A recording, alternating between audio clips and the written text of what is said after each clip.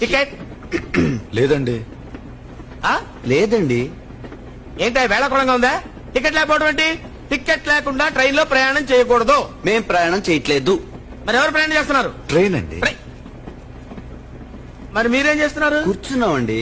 కూర్చున్నారు. మీరు కూర్చోండి. చూడు మిస్టర్, ట్రైన్ లో ప్రయాణం నో, ట్రైన్ లో కూర్చున్న వాళ్ళందరూ టికెట్లు కొనాలి. సార్ మళ్ళీ ఒకసారి చెప్పండి. ట్రైన్ లో కూర్చున్న వాళ్ళందరూ టికెట్లు కొనాలి. మీరు కొన్నారా సార్? కూర్చున్నారు కదా. ట్రైన్ లో ఓహో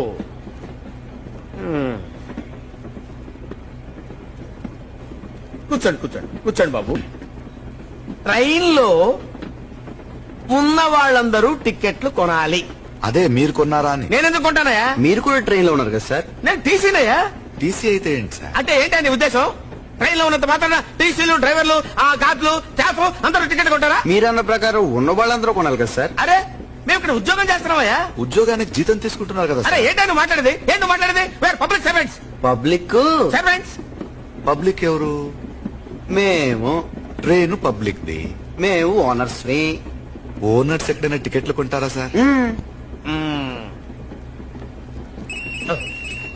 ఉండండి ఉండండి. హలో ఏమన్నాడు? ఒప్పుకోడన్నా. ఓ పని చేయండి, వాడిని మీరు చంపేయండి. ఆ తర్వాత మీరు చచ్చిపోండి.